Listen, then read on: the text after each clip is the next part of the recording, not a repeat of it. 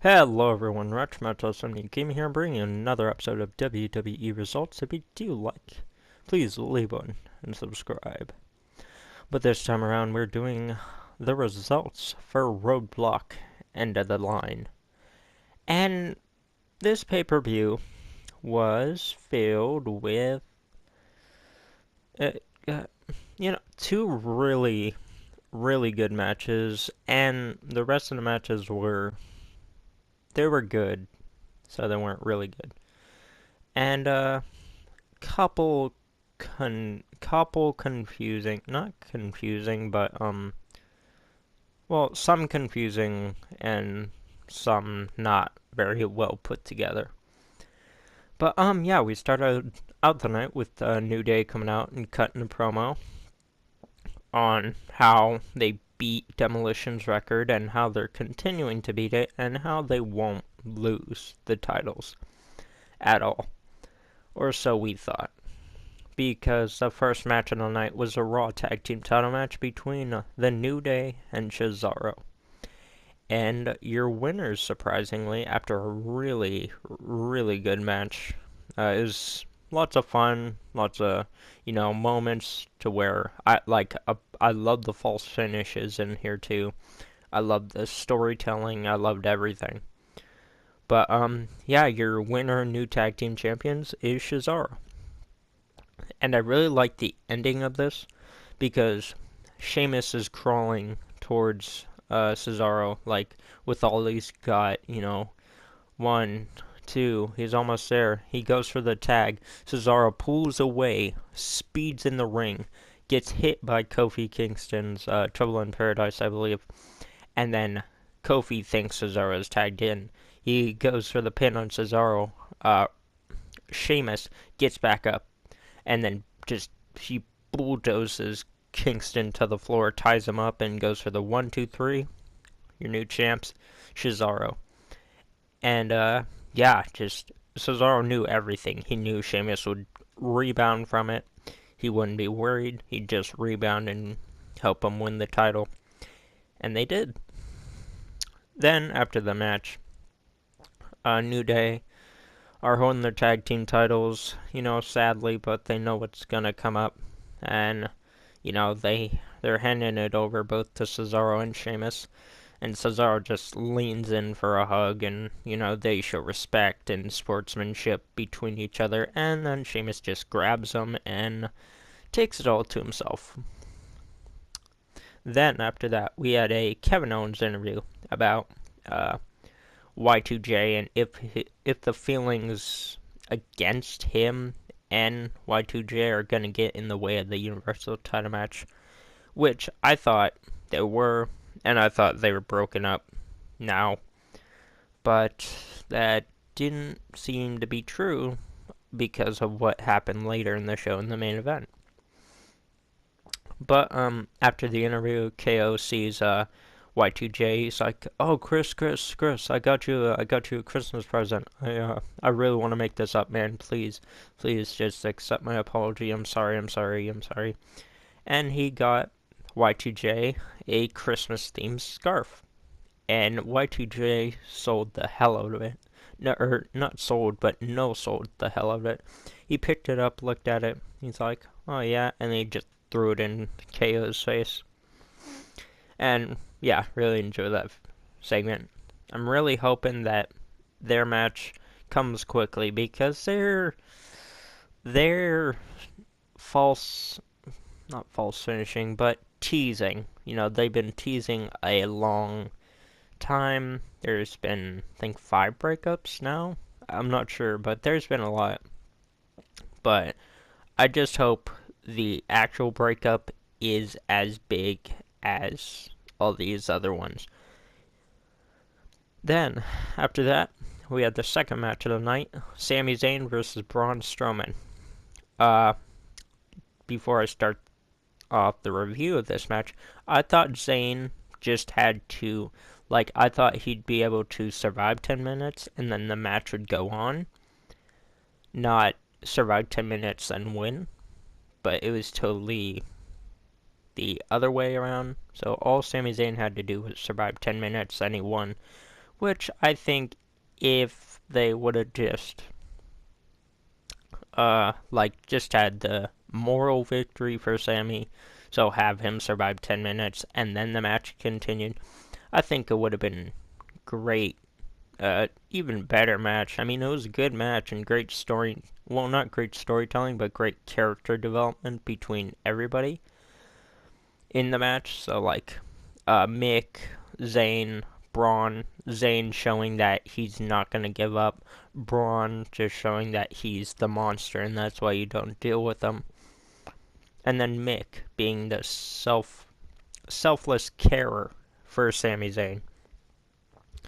But I thought it was a really good match. And your winner, because he survived 10 minutes, which was Zayn, really think it should have just, should have ended with either Zayn finally winning or Zayn getting trashed by Strowman. But Strowman or Zayn gets to 10 and then no, that wouldn't make sense. And then it's a draw between Strowman and Zayn. But then, after that, we had the third match of the night, which was Y2J versus Rollins. This match just felt like a regular match, nothing special about it. I did enjoy the chain wrestling, though, between Rollins and Y2J. KO interferes, trying to help Y2J. Y2J yells at KO to go back, and KO keeps heading up the stairs, or the steps, the stage. Y2J keeps yelling at him. I knew it was coming. Turn around, pedigree. 1, 2, 3. Winner, Seth Rollins. And also, quick note. I highly enjoyed the amazing strength by Cesaro by being able to catch... Oh, excuse me. I'm having the hiccups. But him being able to catch Kofi Kingston out of the air into a gut wrench, then flip him over into a powerbomb, then into the neutralizer. I think that should have been the ending right there. But, I mean, in all, that was still a great match, even though it didn't end there. But, yeah. So, back to match 3. KO interferes, cost Chris the match. Then, after that, we had the fourth match of the night, which was the Cruiserweight title match. And this match was very, I wouldn't say disappointing. There was some botches, like the beginning, I believe, in the beginning of the match where Kendrick ran towards Rich Swann. I think Rich was supposed to jump fully over Kendrick. I mean, that's what it looked like. If not, then the hell was it? But it looked like Rich was supposed to jump over fully. Jump over Kendrick fully and have him go outside the ring.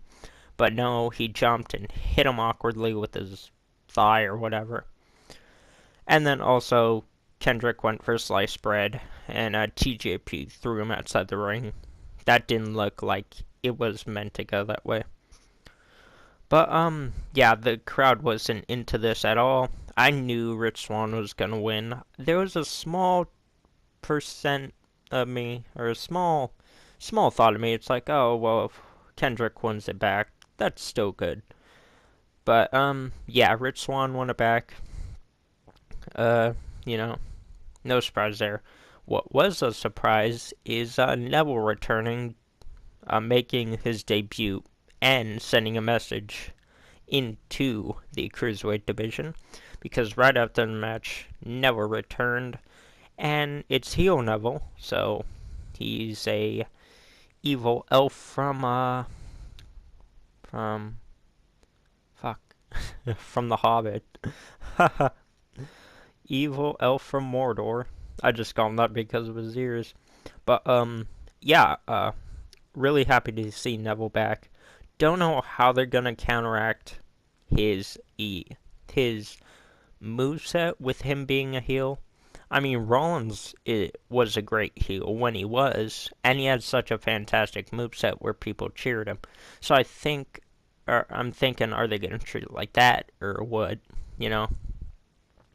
Or just take away all his entertaining moves. I don't know. But, yeah. So, Neville attacks, uh, both of the faces, so Swann and TJP doesn't do anything with Kendrick. He's just sending a message to Kendrick by doing that and, you know, making sure that, you know, uh, Kendrick gets a message. Then, after that, we had, KO trying to apologize to Chris. KO and Y2J's friendship ends because Y2J wouldn't open the door at all for Kevin. And then, yeah. And then, wait. No, oh wait, yeah. And then, after that segment, we had the 30-minute Iron Woman match for the Raw Women's title.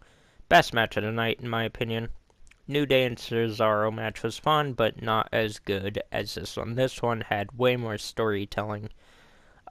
Just amazing match, amazing spots, really. Like, not like high spots, but like brutal spots. And I wasn't really surprised at the ending or anything, but I think they should have switched the roles around for the last seconds on the clock spot. I think Charlotte should have been in the bank statement, trying not to tap out, and then like with 3 more seconds she taps out and lets Sasha retain her belt, because Sasha never retained her title while defending it against Charlotte, surprisingly. But the order of the falls were, I believe, Charlotte got the first one, Sasha got the well, not second, but you know, Charlotte got one, Sasha got one, Charlotte got one, so Charlotte was one above Sasha. Sasha got one, tied it up, and then to end the match, Charlotte finished it off with a figure eight, and man, such good camera work too, because Sasha was so close to the ropes and she almost had it, and she's just bleeding down her nose, I think, and it's all over her face, and that image scared the hell out of me, because it reminded me of like a horror movie type thing. But yeah, just great ending and everything to the match. But Charlotte, Sasha was almost to the ropes and she's reaching, but Charlotte just slips it away and pulls it away from her, and then Charlotte wins, makes Sasha tap out, and yeah. Then after that, we had the Universal title main event of the night, and this match started out slow, really. I mean, just a bunch of rest holds and KO going outside the ring. But when it got into it and sped up and really got into its natural pace, I really enjoyed it. Didn't really like the ending though. I mean, I liked it, but I don't know. I just, like, they're trying to make KO mean something with the title. Or, well, not KO means something, but the title means something. Because the list is so over, that's why Chris doesn't have the list anymore as much as he does. But, yeah. I liked the ending because, you know, it sent a message to Kevin Owens, and also, you know, it reformed Chris's and KO's relationship, because the ending was Chris Jericho ran out there, slimmed the ring, he looked back and forth, and chose to codebreaker Kevin Owens, and Kevin Owens got codebreakered, Roman got DQ'd, KO is still your Universal Champ, and in the ending, when they hugged it out, I think that sent a message like, oh, well, Chris sends this message to KO, saying that this is your punishment, but I forgive you. So I like the ending and everything between Chris and KO, but I mean, they really gotta initiate that face turn on Jericho and have a great feud between them two, because now I feel like it's gonna be. Uh, I maybe they might have a Mania match, but I'm not sure because I feel that it'll because I don't know. I really don't know because Rollins and KO are in a feud to where Rollins wants to capture the Universal Championship. So it's either at WrestleMania, Seth Rollins is really, really close to winning the title. Uh, Triple H, KO, or wait, hold on. Seth Rollins, crawling for the pin. Triple H just runs out there and pedigrees Rollins with the ref down. Then 1, 2, 3, KO keeps the title. Or something like that. I mean, I don't know. But, I mean, what can I say about Roadblock? It felt like I don't know how to describe it. It felt like a really good episode of Raw. It's my opinion. You had your high spots, your really good spots, your title changes, and everything. I hate how they hot potato it between Sasha and Charlotte, but this is the end of the line, no pun intended, for Sasha and Charlotte. And I really hope Shesaro doesn't just keep feuding with New Day. I really want the club to win those titles someday, because I mean, they came all the way from Japan, and they are not treated with much respect as they should be. Like in Japan, I mean, they're part of the Bullet Club, one of the most dominating, not division, but, you know, tag teams in New Japan. I just want them to have the same level of respect as they did back in Japan, and hopefully they'll win the title someday. But my review for Roadblock and the Line is going to be a 7 out of 10. I mean, I enjoyed it, but I mean, I could watch the whole thing. That's the important thing. There was no sleeper matches. But, yeah, 7 out of 10. It was meh. But I hope, the Rumble is better, Mania is better, and so on. But, yeah, guys, if you did like you want to see more, please subscribe. That link is down below. Also, follow me on Instagram, Facebook, and Twitter. Leave a like, comment, and, yeah, as always, if you want to see the rest of the episodes, click the playlist link button somewhere down below or on the screen at the video.